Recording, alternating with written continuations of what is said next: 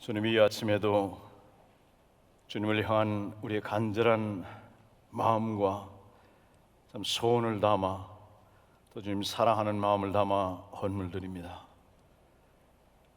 주께서 그 손길을, 그 마음을, 주님을 향한 그 간절한 소원과 주님을 향한 그 사랑을 주께서 귀하게 받으시고 축복하시며 하나님의 삶의 또 기도의 내용에 하나님께서 은혜를 베풀어 주시며 돌봐주시기를 간절히 소원합니다. 넘치는 주의 은혜, 풍성한 은혜로 주께서 축복하시며 무엇보다 믿음에 견고해져서 믿음의 용장들이 되어서 믿음으로 하나님을 영화롭게 하며 이 세상을 이기며 참 주님께서 원하시는 귀한 그런 삶을 살 수 있도록 하나님께서 축복해 주시옵소서. 예수님의 이름으로 기도드리옵나이다. 아멘. 오늘 제가 여러분이 너무나도 잘 아시는, 그러면서도 또 교회에서 어떻게 보면은 많이 소홀하기 쉬운 섬김이라는 그런 주제를 가지고 말씀을 우리가 살펴보고자 합니다. 주님께서 그 섬김에 대해서 어떤 모습을 보였는가, 특별히 여러분 잘 아시는 대로 오늘은 우리 주님께서 보여주신 가장 대표적인 그 섬김의 모습, 요한복음 13장을 통해서 주께서 우리를 향하신 그 뜻을 우리 살펴보고자 합니다. 제가 이걸 보니까 우리 담임 목사님 옛날에 생각이 납니다. 미국에서 목회하실 때 그 성찬식을 하는데 성찬식 내내 눈물을 흘리면서 참 이렇게 성도들 앞에 성찬을 참 베푸는 그런 모습 제가 그때 봤습니다. 제가 작년에 여러분들 중에 기억하시는 분이 계시겠습니다만 작년에도 사실은 우리 교회에 온 적이 있습니다. 필리핀에 있는 그 대학에서 강의하고서 들르는 길에 여기서 들러서 말씀을 나눈 적이 있는데 그때도 말씀드린 것이 참 여러분은 복된 그런 분들이다, 이제 제가 늘 생각하는 것입니다. 여러분들 이제까지 지내오면서 아시겠지만은 아마 제가 아는 거는 여러분보다 조금 더 많이 알 겁니다. 목사님에 대해서 여러분하고 나누지 못할 그런 이야기들, 깊은 그런 이야기들, 제가 가까이 지내고 저거 허물없이 지내는 그런 사이지만은 참 얼마나 그 존경스러운 그런 부분들이 너무 많은지 제가 그냥 한마디로 여러분 참 복된 그런 분들이요, 참 귀한 그런 종과 함께 하나님을 섬기고 있다고 제가 말씀드릴 수 있겠습니다. 또 한 가지 이 섬김에 대해서 제가 어제 우리의 삶은, 현재 삶은 참 나그네와 행인 같은 우리들로서 우리는 다음 오는 영원한 삶을 준비하는 그런 과정이다, 이제 이런 말씀을 드릴 때 자칫 잘못 생각하면은 현 세대에 대해서는 좀 도피적인 그런 사상, 그런 생각, 염세적인 그런 생각을 가지고 사는 그런 결론을 가져오는 거 아닌가, 이제 이런 생각을 하고 실제 그런 말이 있은 적도 있습니다. 그러나 그와는 정반대죠. 사실은 영원한 그 삶을 바라보기 때문에 현재 삶이, 그 내용이 어떻게 해서 결정되느냐, 현재 삶에 의해서 결정되는 것입니다. 지금 내가 어떤 삶을 사느냐, 그것이 영원히 남아있는 것이요, 영원한 삶의 그 내용을 결정하기 때문에 현재 삶은 다른 어떤 사람들이 사는 그 삶의 의미보다도 더 귀하고 더 중하고 더 우리가 진지하고 심각하게 대해야 되는 것이 우리가 지금 살고 있는 현재의 삶입니다. 지금 내가 이 짧은 시간 동안 우리 시편 기자가 말한 대로 시편 90편에서 정말 요새는 100세 시대를 바라본다고 하지만은 그래도 100년 이내의 그 삶을 영원하고 비하면 우리 수학적으로 얘기해도 그냥 없는 거나 마찬가지입니다. 이 생애를 사는 동안 어떻게 사느냐, 정말 인내하면서 주님 말씀을 따라서 주님을 바라보면서 믿음으로 사느냐, 그렇지 않으면 주님 뜻과는 상관없이 내가 원하는 그냥 내 육신이 원하는 대로 따라 사느냐, 내가 편한 대로 사느냐, 이것에 따라서 우리 영원한 삶의 내용이 결정될 것입니다. 그렇기 때문에 나그네 행위 같은 우리들이지만은 그것에 마음을 두지 않고 그것이 우리의 최종 목적지가 아니라는 그런 의미지, 현재 삶이 중요하지 않다는 얘기가 아니죠. 얼마나 중요하고 얼마나 한순간 한순간이 귀하고 영원한 의미를 가져다 주는 순간이요 우리 삶의 하루하루입니다.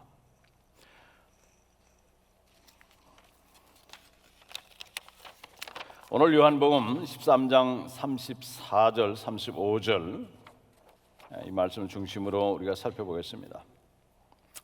제가 편지를 하나 소개합니다.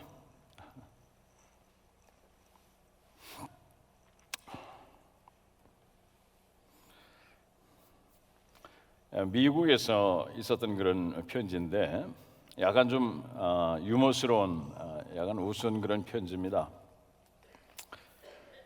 이렇게 썼습니다. 나의 사랑 제임스 씨, 우리 약혼이 파기된 이후에 내가 느끼는 크나큰 아픔은 말로 다 할 수 없는 것이었답니다. 나를 당신 곁으로 데려가 주세요. 어느 누구도 나의 마음에서 당신이 차지했던 자리를 차지할 수 있는 사람은 없답니다. 부디 나를 용서해 주세요. 당신을 진정 사랑합니다. 사랑합니다. 사랑합니다. 사랑합니다. 당신의 영원한 사랑 마리아로부터. 이렇게 편지를 썼는데 그 밑에 작은 글씨로 이렇게 추가된 글이 있었다고 하는 것입니다. 추신, 당신이 복권의 1등으로 당첨된 것을 축하해요.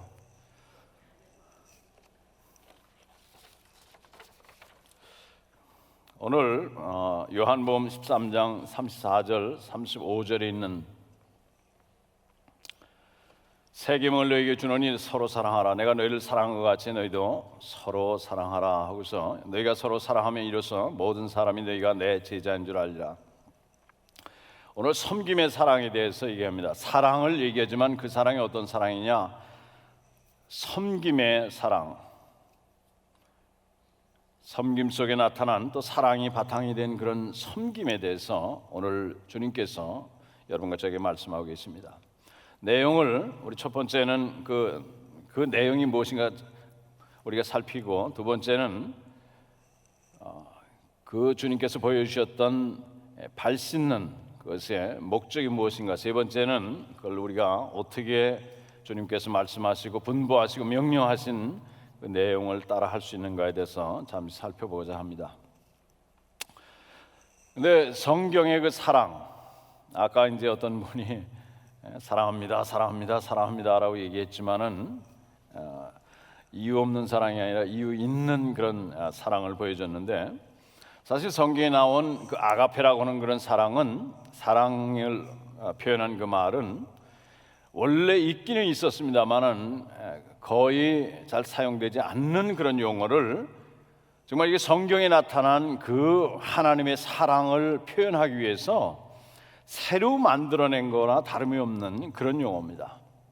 다른 어떤 말로, 기존의 말로 그것을 표현할 수 없어가지고 잘 사용되지 않는 말을 차용해가지고 거기에다가 성경적인 의미를 붙여서 사용했던 그 말, 그것이 바로 아가페라고 하는 그런 사랑입니다.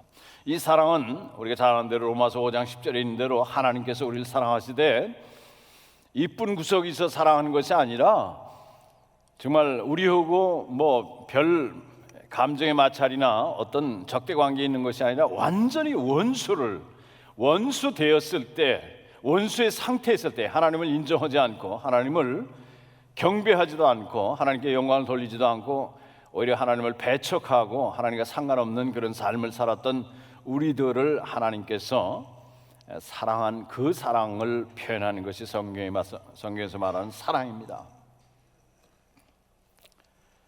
1989년 10월 17일에 미국 샌프란시스코 지역에서 큰 지진이 났습니다.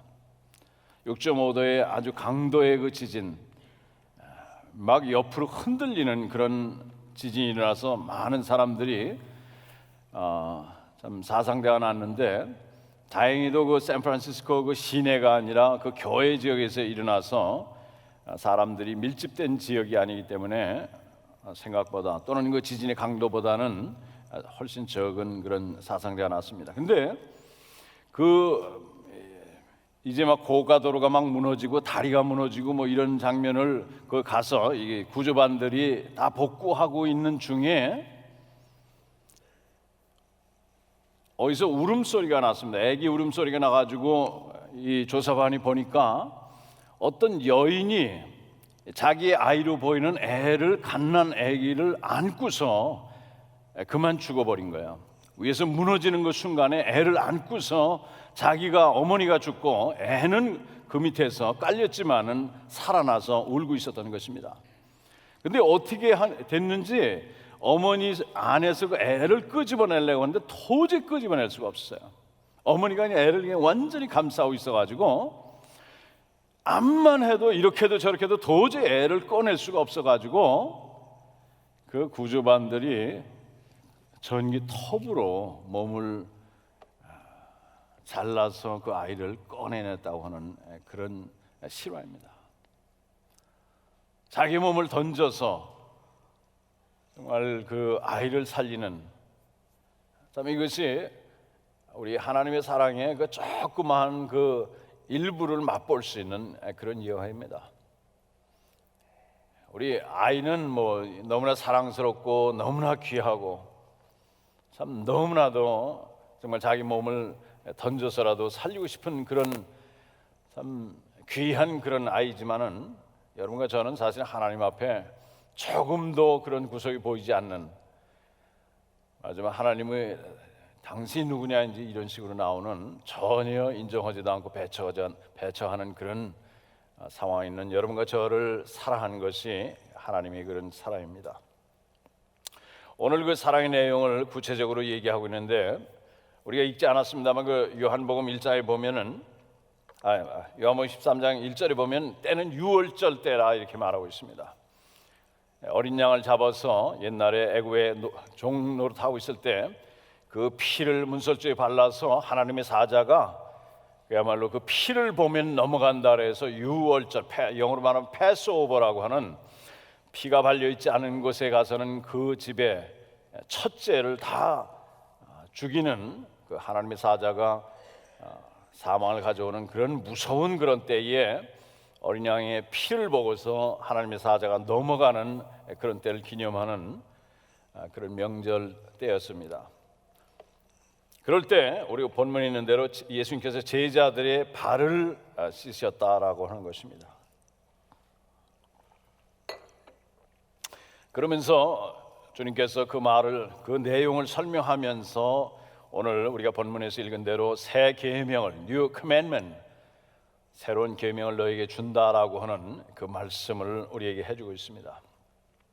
여러분, 그 패스오버 유월절은 오래전 그 애굽에서 여러분 잘 아시는 대로 노예살이 하던 그 이스라엘 사람들 하나님께서 아브라함에게 약속했던 그 가나안 땅으로 이끌어내기 위해서 모세를 보냈는데 바로 왕이 그 말을 듣지 않고 백성들을 보내지 않을 때 하나님께서 10가지 재앙을 내린 중에 마지막 그 재앙을 내리는 그때에 하나님께서 이스라엘을 결정적으로 바로의 손에서 건져냈던 그런 사건이자, 참 앞으로 오실 그 예수님께서 자기 피를 흘려서 자기 백성을 구원할 것을 예표하는 그런 유대인의 명절이었습니다.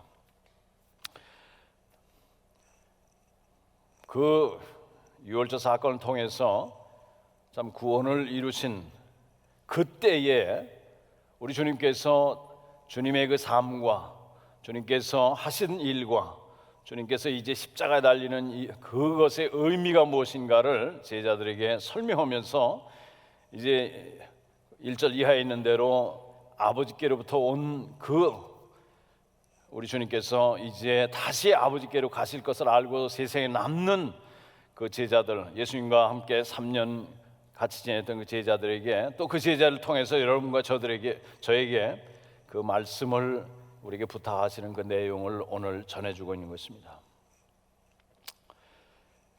예수님께서 식사하시다 말고 일어나서 수건을 허리에 두르시고서 제자들의 발을 하나씩 씻기 시작했다. 이것은 고대 역사의 그 문헌에 어느 문헌에도 나오지 않는 내용입니다. 높은 사람이 낮은 사람의 그 발을 씻었다. 이런 것은 고대 문헌에 전혀 전례를 찾아볼 수 없는 그런 기록입니다. 그뿐 아니라 이 발을 다루는 일은 너무나도 천한 일이라고 생각해서 유대인 노예 중에도 시키질 않았어요. 유대인이면 이방인 노예들에게만 시켰던 그런 일입니다. 여러분, 그 약간 좀 뒤로 가서 세례 요한이 예수님을 가리켜서 자기하고 예수님을 비교할 때 예수님의 그 흰 발끈도 풀기도 감당하지 못할 사람이다. 말하자면 예수님에 대해서 자기를 가장 천한 종이 맡는 그 일조차도 자기는 예수님에게 비할 때 도저히 감당할 수 없는 사람이라고 하는 그 말로 답변한 그 세례 요한이 주님에 대한 그 마음의 자세가 어떠한 것을 단적으로 보여주는 거죠. 예수님께서 이 발을 씻었다. 유대인 노예 가운데서도 그것은 천한 일이라서 유대인 노예도 하지 않았던 그런 일입니다. 더더군다나 오늘 우리가 본 요한복음 13장 3절에 주님께서 우리 1절, 2절 그 이하에 나온 주님이 어떤 분인가를 우리에게 보여주신 그 장면을 우리가 생각할 때 이건 도저히 있을 수가 없는 그런 일이었습니다. 예수님이 누구십니까? 우리 1절에 보면 예수님께서는 아버지께로 오셨다가 아버지께로 돌아갈 그런, 말하자면 하나님의 영광과 존귀와 위엄과 모든 권세와 이런 걸 가진 영광의 주라고 말하고 있습니다. 우리 요한복음 1장에 이는 하나님 자신이라고 이렇게 말씀하고 있고, 빌립보서 2장 7절 이하에 보면은 하나님 그 자신이지만은 사람의 몸으로 노예의 모습으로 우리에게 오셨다 이렇게 말하고 있습니다. 그 실체는 하나님 자신이요 영광의 주인 그런 주님께서 제자들의 발을 씻겼다고 하는 것입니다. 더더군다나 여러분 그 3절을 보면, 여러분 한번 3절 봐주시기 바랍니다. 저녁 먹는 중 예수는 아버지께서 모든 것을 자기 손에 맡기신 것과 이런 말이 있는데, 하나님 아버지께서 이 4절에 이제 일어나서 이 노예 중에도 가장 천한, 유대인 노예는 너무 천하다 해서 하지도 않는 그런 일을 예수님께서 시작하는데 그 바로 전절에 뭐라고 있는 거니? 모든 것을 우리 주님에게 그 손에 맡겼다 이렇게 했는데, 원문어는 그 말 자체가 좀 굉장히 중복돼 가지고 약간 어색한 형태로 기록되어 있습니다. 뭐라고 기록되어 있는 거니? 아버지께서 모든 것을 그에게 주셨다. 그에게 주셨는데 뭐라고 하는 거니? 다시 반복해서 그의 손에 주셨다 이렇게 말하고 있어요. 그의 손에 모든 영광과 권세와 모든 하늘과 땅의 모든 권세를 그 손에 줬는데, 그 손을 가지고 제자들의 발을 유대인 노예도 하지 않는 가장 천한 노예가 하는 그 일을 주님께서 하셨다 그 말입니다. 사람 중에도 유대인 노예면은 유대인 중에 가장 낮은 자리에 있는 사람인데, 그 유대인 노예도 하지 않던, 천하다고 생각해서 하지 않던 그 일을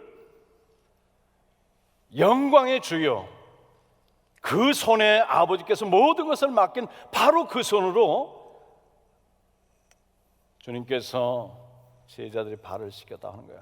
근데 이것은 여러분 우리가 자칫 생각하면 한 번 예수님께서 특별히 이제 제자들이 거기서 말이죠, 그 다른 복음서에 보면은 제자들이 누가 더 크냐 말이죠, 이런 다툼을 했기 때문에 예수님께서 한 번 본때를 보여주려고 이제 나서서 했다.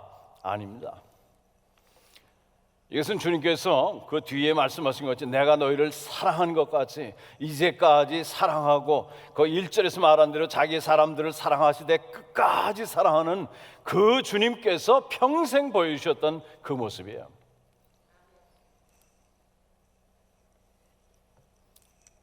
모든 것을 가진 그 손으로 주님께서는 섬기는 제자들, 그 속에는 2절에 마귀가 사탄이 예수님의 팔 그 마음을 가룟 유다에게 준 것을 거기 설명하는 이유는 우리 주님께서 그것을 아시면서도 주님께서 정말 자신의 범죄로 인해서 너무나도 엄청난 그 무서운 죄로 인해서 멸망받을 사람들까지도 주님은 얼마나 긍휼히 여기시는가를 보여주고 있는 것입니다.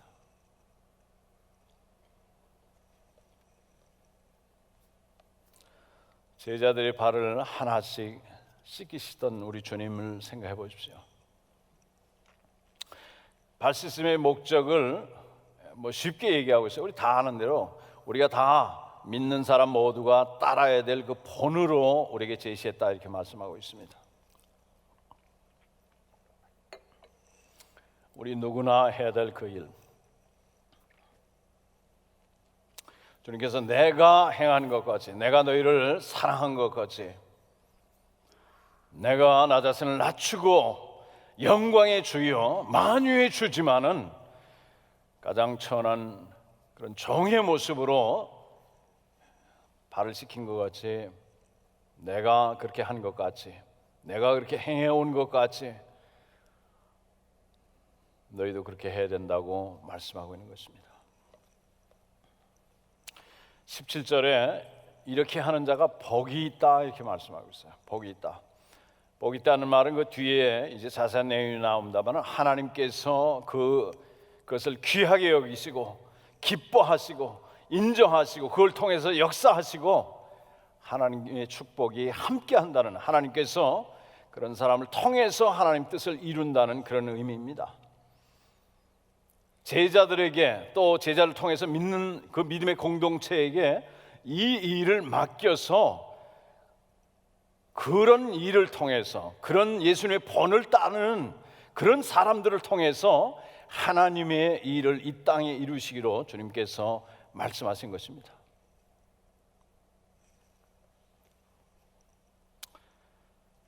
빌립보서 2장 5절 이하에 그리스도의 마음을 우리가 다 가져야 된다고 말씀하고 나서 사도 바울을 통해서 예수님이 자기를 비웠다. 어제도 말씀드린 것이 자기의 영광과 존귀와 권세와 모든 것, 하나님 자신으로서의 모든 것을 다 비우고 다 내려놓고 종으로서 우리를 섬기는 노예로서 이 땅에 오셨다라고 말씀하고 있습니다.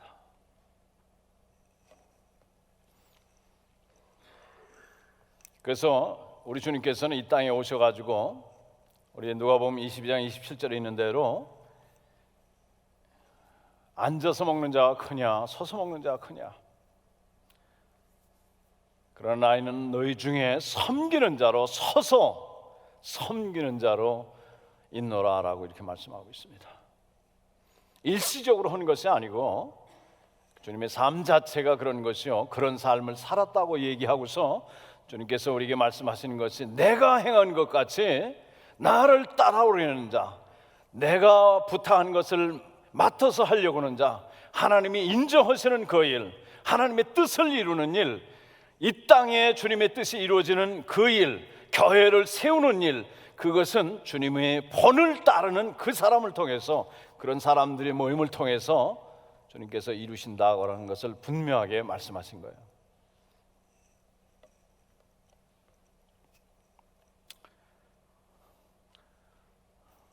우리가 오늘 실천 방법에 대해서 우리 새 계명이라는 말 설명하고 있습니다. 새 계명.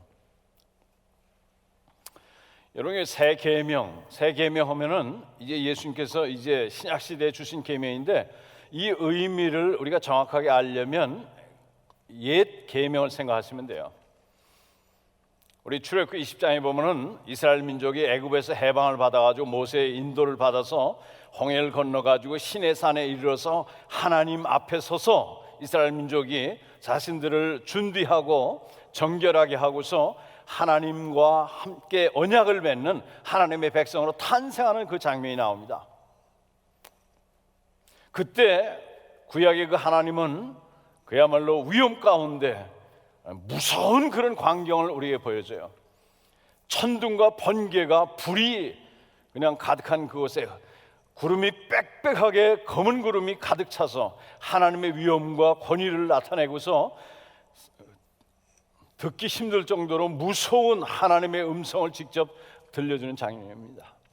그 목적은 이스라엘 민족의 그 모습을 보고 그 음성을 듣고 하나님을 경외하고 하나님이 주시는 그 말씀을 계명을 따라서 행하도록. 왜냐하면 그 계명에 모든 생명이 걸려있기 때문에 그렇습니다. 그 계명이 이스라엘 민족으로서 존속하는 그 비결이 거기 있고, 그 계명을 순종하는 것에 따라서 하나님께서 함께 해주시고 하나님의 약속이 이루어지고 하나님께서 이스라엘 민족을 향해서 가지고 계신 뜻을 이루고 그를 통해서 이 땅에서 하나님께서 의도하신 바를 이루는 그것이기 때문에 그 계명이 얼마나 중요한가를 우리에게 단적으로 보여주고 있습니다. 우리 신약시대의 새 계명은 New Commandment는 내가 너희를 사랑한 것 같이, 그렇다고 해서 구약의 그 십계명이 없어지는 것이 아니라 그것을 다 전제로 하고 주님께서 특별히 하나님의 교회가, 믿음의 공동체가, 예수님을 믿는 사람들이 주님의 뜻을 이루는 방법에 대해서 여기 설명하고 있는 것입니다. 내가 너희를 사랑한 것 같이 너희도 나를 본받아서 그렇게 하면은 모든 사람들이 이로써 너희가 내 제자인 줄 알리라, 이렇게 말씀하고 있습니다. 사람들이 너희가 내 제자인 줄 알리라 하는 것은 저 사람들이 예수님 따르는 제자구나 이렇게 알게 된다는 의미가 아니죠. 왜 베드로가 예수님 제자인 걸 사람들이 모르겠습니까? 요한이 예수님 제자인 걸 왜 모르겠어요? 우리가 이렇게 할 때 주님께서 우리가 주님의 뜻을 따라서 주님께서 우리에게 주신 계명을 따라서 행할 때 사람들 앞에 우리가 믿는 주님이 어떤 분인지가 분명히 증거된다고 하는 그런 말씀이에요. 우리가 믿는 주님이 얼마나 그 사랑의 주님인지, 주님의 그 사랑이, 주님의 은혜가, 주님의 진리가, 주님의 생명이, 주님의 긍휼이, 주님에게 있는 모든 좋은 것이 이런 주님의 계명을 주님께서 우리에게 보여주신 그 본을 따라서 하는 그런 사람들 통해서 그 가운데 주님의 모습이 분명하게 드러난다고 하는 거예요. 오늘날 안타까운 것은 우리가 다 사실 우리 한국 분들은 유교 문화권 가운데 있었기 때문에 유교 문화가 이 교회 밖에만 있는 것이 아니라 교회 안에도 많이 들어와 있습니다. 그러나 예수님께서 말씀하셨어요. 세상 사람들을 봐라. 세상 사람들은 집권자들이, 권세자들이 권세를 부리고 사람들을 부리고 이렇게 해라 저렇게 해라 좌지우는 그것이 당연한 것이요. 그렇게 하면 그 사람이 높은 것 같고 그 사람이 더 권세 있는 것 같고 그 사람이 훌륭해 보이지만 마태복음 20장 27절에 이렇게 나와 있습니다. 너희 중에는 그렇지 않다. 새로 번역한 것은 너희 중에는 그러지 아니하야 할지니 이렇게 되어 있는데 사실 원문에는 너희 중에는 그렇지 않다라고 이렇게 단언해서 말하고 있습니다. 근데 그 중에도 않다라는 말이 최고 강조가 되어 있어요. 영어로 말하면 No way among you. 결단코 너희 중에는 그렇지 않다, 이런 말로 표현하고 있어요. 주님께서 세상 사람들은 더 높은 사람이, 말하자면 다른 사람을 이렇게 해라 저렇게 해라 하고 자기를 높이고 그다음 다른 사람을 부리는 거 없고 자기의 높음을 나타내고 이런 사람들을 위대하게 보고 크게 보고 하지만 너희 중에는 내가 보여준 것 같이, 내가 살았던 그 삶과 같이 그 본을 따라서 자기를 낮추고 주님의 모습을 따라서 하는 그 사람이 큰 사람이요, 그 사람이 하나님께서 보시기에 큰 사람으로 인정해주고 그 사람이 첫째가 되는 사람이라 이렇게 말하고 있습니다. 제가 전에도 말씀드린 그 존 맥카더라고 하는 목사님, 캘리포니아에 있는 그레이스 커뮤니티 처치라고 하는 그 교회 목회를 아주 대형 교회입니다. 그 목사님이 이런 말씀하셨어요. 예수님께서 이 땅에 오셔서 하신 일은 마치 그 백화점에 들어가가지고 가격표가 있단 말입니다. 어떤 물건에는 비싼 가격이 있고 어떤 거는 그래도 비교적 싼 가격이 있고 다 물품이 이렇게 있는데, 말하자면 예수님이 그 유대인들이 가격표를 매겨놓은 그 사회에 들어가서 가격표를 전부 띄고 비싸다고 매겨놓은 거에서는 예수님께서 그냥 싼 걸로 매겨놓고, 싸고 사람들이 돌아보지 않을 것 같은 그런 가격을 매겨놓은 건 아주 비싼 가격을 매겨놓고 한 그런 모습을 보여줬다, 이렇게 얘기하고 있어요. 당시 사람들이 그야말로 너무나도 귀하게 생각하고 너무나도 참 대단하다고, 바리새인들이 말하자면 종교적으로 순수주의자요, 또 애국자요, 외국의 세력에 굴복하지 않고 민족의 순수성을 유지했던 애국자로, 종교적으로 아주 순수한 경건주의자로 정말 존경을 받던 그런 사람들이 사람들 많은 길거리 나가서 손을 들고 기도하고 하는 모습을 좋게 생각하고, 야, 경건한 사람이다. 우리 주님께서는 거기에 가치를 두지 않았습니다. 사람들은 그것을 대단하다고 생각하고 존경스럽게 바라보고, 사람들 앞에서 정말 나팔을 불면서 그냥 많은 돈을 구제하는 그런 모습에 우리 주님께서는 저들은 이미 상을 받았다, 저것은 하나님이 인정하시지 않는 것이다 라고 단언해서 말씀하고 있습니다. 그렇기 때문에 우리가 교회 안에서 우리가 주님을 섬길 때 주님이 어떤 것을 귀하게 보시는가, 주님께서 일하시는 방법이 뭔가, 이것을 우리가 생각해야 돼요. 주님께서 교회에 주님이 일하시는 방법, 주님께서 사람을 평가하는 방법, 주님께서 나중에 우리의 삶을 점검하는 방법을 가르쳐주고 계신 것입니다. 주님이 약속하신, 주님이 축복하신, 주님이 의도하신 그 결과가 어떻게 나타나는가를 보여주는 거예요.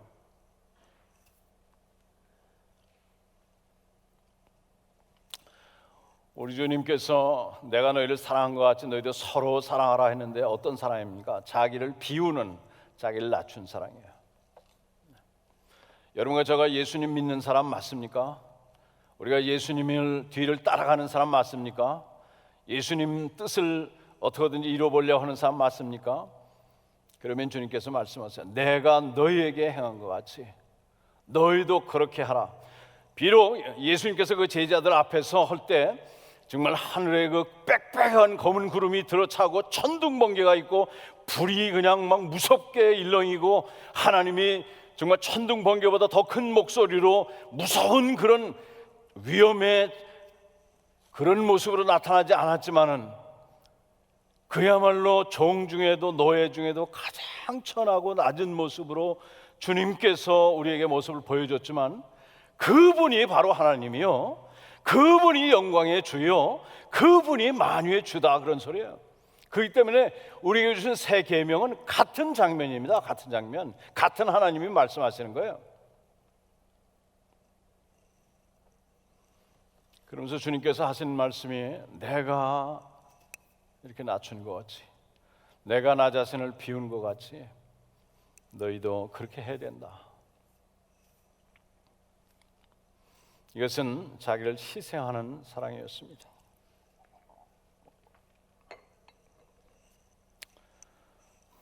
자기를 희생시켜서, 어제 말씀드렸습니다마는, 자, 우리 주님의 그 복음서에 나타나는 우리 주님의 모습을 생각해 보세요. 내일 제가 주 사랑에 대해서 같이 나눌 때 좀 더 자세히 말씀드리겠습니다마는, 이 땅에 계셨던 주님의 모습을 성경을 통해서 한번 살펴보십시오. 여러분 어떤지 모르겠습니다. 저는 그 장면 볼 때마다 가슴이 먹먹합니다. 그 영광의 주님이 정말 볼품없는 모습으로 이 땅에 오셔서 세례요한이 볼 때, 보라, 세상 죄를 지고 하는 하나님의 어린 양이다.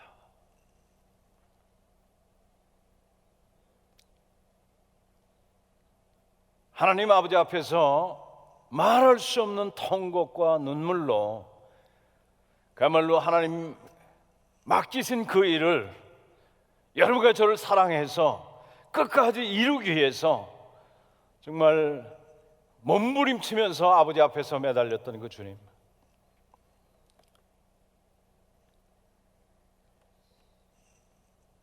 십자가에 달릴 때에도 베드로에게 말한 것이 내가 12영이 더 되는 하늘의 천군 천사를 불러서 이 사람들뿐 아니라 로마 전체를 다 없앨 수도 있었지만은 그렇게 되면 여러분과 저가 구원받을 길이 없기 때문에 그 모욕과 그 아픔과 그 굴욕을 당하면서 끝까지 입을 열지 않으셨던 주님,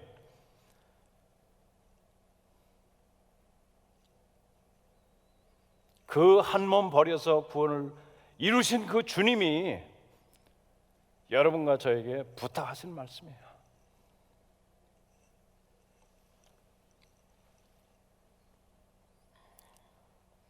이 주님의 사랑은 영원한 사랑입니다. 우리 1절에 보면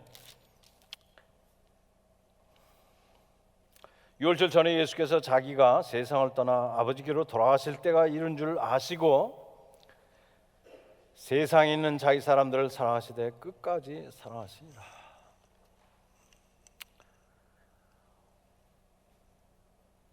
주님은 영광 가운데 이제 다시 돌아가시고 그러면 영광과 존귀 가운데 다시 정말 만유의 주로서 높이 들리는 그런 자리 있지만은 주님의 마음은 어디 있는 거니?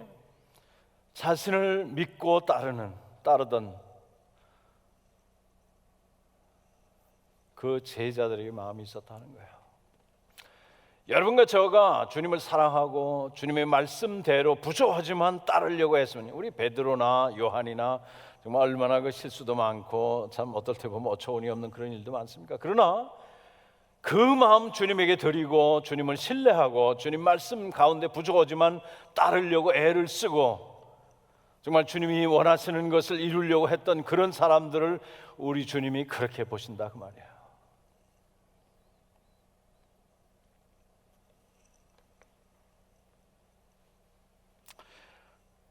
우리 새 계명의 중요성을 한번 다시 살펴보겠습니다. 이것은 언약 관계를 선포하는 거예요. 구약에서의 그 십계명을 준 거나 마찬가지로 너희와 내가 언약 관계에 있다. 이제 너희는 내 백성이요 하나님의 자녀들인 것을 선포하는 동시에 새 계명을 줌으로써 그 계명이 무슨 의미냐? 그 계명을 지킬 때 구약에서 이스라엘 민족이 하나님과 언약 관계가 유지가 됐습니다. 그 계명을 순종하는가 안 하는가 거기에 달려 있어요. 하나님께서 그들과 함께 하시는가 안 하는가, 주님의 그 계명을 따르는가 안 따르는가 여기에 있습니다. 주께서 그들을 사용하시고 그들을 통해서 하나님이 원하시는 그 뜻을 이루는가 안 이루시는가, 우리가 주님의 계명을 어떻게 대하는가 여기에 있습니다.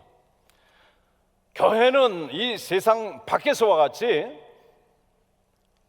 대단히 뛰어난 사람들, 정말 다른 사람들을 좌지우지하고 여러 가지 세상에서 볼 때 참 통솔력이 있고 여러 가지 아주 권위가 있고 이런 모습으로 이루어지는 것이 아니라 우리 주님께서 보여주셨던 그 모습, 자기를 비우고 자기를 낮추고 자기를 희생하고 우리 주님의 모습을 기억하면서 그 모습을 따라가려고 하는 그 사람을 통해서 하나님께서 그 사람과 함께 해주십니다. 하나님께서 그런 사람을 통해서 일하시는 거예요. 그런 사람을 통해서 교회를 세우시고 그런 사람을 통해서 그런 사람들이 모여서 있는 곳에 우리 주님의 모습이 바로 거기서 나타난다 그 말입니다. 주님의 사랑이, 주님의 진리가, 주님의 생명이, 주님의 긍휼히 여기심이, 주님의 놀라운 함께 하시는 임재의 역사가 어디서 일어납니까? 오늘날 교회는 건물은 더 커지고 사람 많아지고, 제가 한국 와서 참 놀란 게 지나가다가 어마어마한 건물이 있어. 저거 뭐냐고 그랬더니 교회라고 그러더라고요. 교회. 성과 같은 그런, 물론 필요에 의해서 건물 짓는 걸 제가 그 자체를 부인하는 게 아니에요. 부정하는 게. 옛날보다 여러 가지가 훨씬 더 좋아졌는데 정말 그 옛날에 아무것도 없었던, 정말 시설도 없고 뭐 가진 것도 없고 정말 하나님만 그래서 바라보고 하나님만 찾아보고 절규했던 그 한국교회의 그 힘, 우리 교회의 힘, 신자의 힘은 어디 있는 거니? 우리가 가진 것에 있는 것이 아니고 하나님이 우리와 얼만큼 함께 해주냐, 여기에 달려 있습니다. 저희 교회에 있는 분이 한국에 온 김에 기도원을 찾아갔다 깜짝 놀랐다는 거예요. 기도원이 전에는 그냥 사람들이 가득 차고 뭐 버글버글 했던 기도원이 텅텅 비었다고 하는 거예요. 기도원이.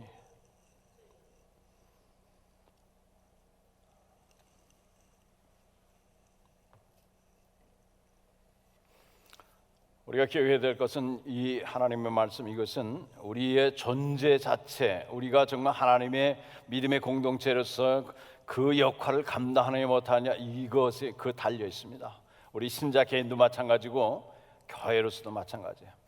그렇기 때문에 하나님 백성의 표식이에요. 사랑하지 않은 자는 하나님을 알지 못한다. 요한일서 4장 8절에 단어에서 말하고 있습니다.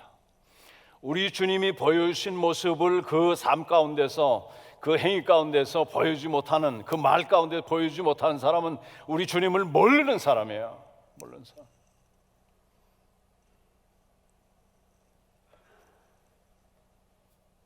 이것은 주님께서 이 세 계명을 준 것은 구약에서 십계명을 주면서 이스라엘 민족에게, 십계명과 율법을 주면서 이스라엘 민족에게 모세를 통해서 거듭 강조한 거지, 그 이스라엘 민족으로서의 생존, 하나님의 백성의 가치를 발휘하고 하나님의 의도하신 바를 이루는 그 방법을 거기에 달린 것입니다. 그것을 말씀해 주는 거예요. 교회의 생존과 교회가 교회로서의 기능을, 그 힘을 발휘하는 그 비결을 우리 주님께서 말씀하고 계신 것입니다. 너희가 내가 너희를 사랑한 것 같이 너희가 서로 그와 같이 나를 본받아 사랑하면 이로써 세상 사람들이 그렇게 할 때야 세상 사람들 가운데, 그들 앞에 우리 주님이 어떤 분인지, 주님의 그 진리가 어떤 것인지, 주님의 사랑이 어떤 건지, 우리 주님이 그 가운데 함께 하셔서 역사한다는 그런 말씀입니다. 교회가 제 아무리 크고 사람이 많이 모이고 시설이 많고 하다 할지라도 그 가운데 우리 주님이 보여주신 그 모습이 보이지 않는다면 거기엔 주님이 없습니다. 안 계세요. 아무것도 갖지 못하다 할지라도, 우리가 아무것도 내놓을 수 없는 정말 별 볼일 없는 존재랄지라도 우리 주님이 보여주신 모습, 부족하지만 그 모습, 그 말씀을 붙잡고 그 모습을 따라가려고 할 때 하나님이 함께 해주는 거예요. 하나님께서 일하시는 겁니다. 하나님께서 이루시는 거예요.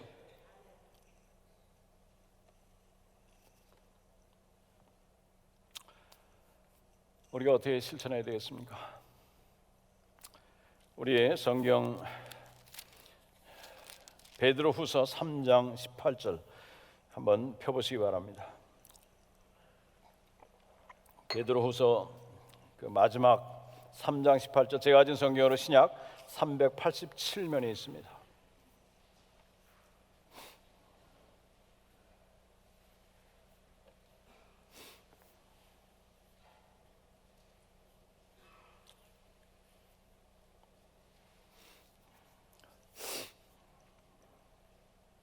찾으셨으면 같이 읽겠습니다. 오직 우리 주 곧 구주 예수 그리스도의 은혜와 그를 아는 지식에서 자라가라. 영광이 이제와 영원한 날까지 그에게 있을지어다. 이게 누구에게나 적용되지만 특별히 이 베드로후서의 그 문맥을 보시면 우리에게 의미가 더 가까이 옵니다. 뭐냐면 1세기의 성도들, 주위에서는 기독교를 핍박하고 조롱하고 하는 그런 가운데서, 대적하는 세력이 많은 가운데서 하나님의 뜻을 이루고 하나님께서 그들 가운데 함께 해주시고 그들 통해서 하나님이 의도하신 바를 이루는 그 모든 것을 말씀하고 나서 그 마지막으로 결론적으로 교우들에게, 하나님을 믿는 백성들에게, 신자들에게 말씀하신 그 내용이에요. 오직 그리스도의 은혜 가운데 자라나고 그를 아는 지식 가운데 자라나라. 여러분, 우리가 주님이 어떤 분인가를 아는 데 자라나야 되겠어요. 주님에 대해서만 아는 것이 아니고 주님이 어떤 분인가, 우리가 은혜 수단을 이용해서 하나님의 말씀과 기도를 통해서 할 때 주님을 알게 돼요. 주님의 마음을 알게 됩니다. 주님의 심정을 알게 돼요. 우리 눈을 열어서 성경을 볼 수 있게 해줘요. 주님께서 뭘 말씀하고자 하는가를 우리에게 음성을 들려주십니다.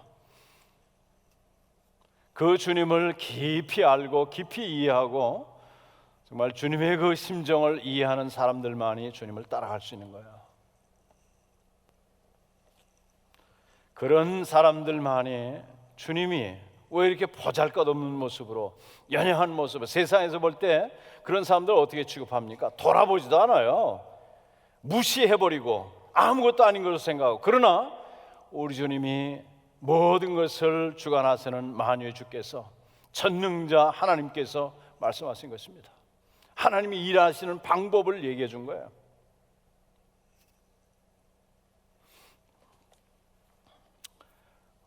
쉬운 거죠. 그리스도의 본을 우리가 따라야 된다는 것입니다. 우리가 그대로 이게 발을 씻을 수도 있지만은 그 주님이 보여주신 그 모습을 닮아가라고 하는 거예요. 따라가라고 하는 거. 우리가 기억해야 되겠습니다. 주님께서 함께 해주시고, 주님께서 받으시고, 주님께서 그것을 이용하시고, 주님이 귀한 뜻을 이루시는 주님에게 세상 앞에서 참 주님의 모습을 나타나는, 주님이 기뻐하시는, 인정하시는 것은 주님이 보여주던 그 모습을 우리가 본받아 따라가는 거기에 있습니다. 미국이 낳은 음악가 중에 대표적인 음악가 중에 한 사람인 리오나르도 본슈타인이라고 하는 그런 사람이 있습니다. 그 뉴욕 필하모닉의 그 지휘자로 오랫동안 일했던 그런 분인데, 이분한테 한 번은 기자가 질문했습니다. 오케스트라를 지휘하는데 참 너무나도 엄청나고 세계적인 그 지휘자니까, 근데 이 악기 중에서 여러 가지 악기 있는데 악기 중에서 제일 연주하기 힘든 악기가 무엇입니까? 이게 물었어요. 무슨 악기 같아요? 그때 리오나르도 본슈타인이 주저없이 답변했습니다. 그것은 세컨드 바이올린이다, 이렇게 얘기했어요. 세컨드 바이올린. 오케스트라를 보면은 퍼스트 바이올린이 있고 그 다음에 세컨드 바이올린이 있습니다. 퍼스트 바이올린 앞에 나서서 음을 막 인도하고 막 전체를 이끌어 나가는 아주 보기도 대단하고 멋있는, 그렇게 보이죠. 세컨드 바이올린은 퍼스트 바이올린하고 비슷한 정도의 실력을 가져야 함에도 불구하고 그 첫째 퍼스트 바이올린의 음을 맞춰주는 역할밖에 안 해요. 화음을 맞춰주는 역할. 그렇기 때문에 앞에 나서지도 않고 그 음이 드러나지도 않습니다. 그렇게. 그렇기 때문에 포스 바이올린을 하려는 사람은 수도 없이 많이 찾아볼 수 있지만은 그런 사람 찾는 데는 어려움이 없지만, 세컨드 바이올린을 치려고 하는 사람은 너무나 찾기가 힘들다는 거예요.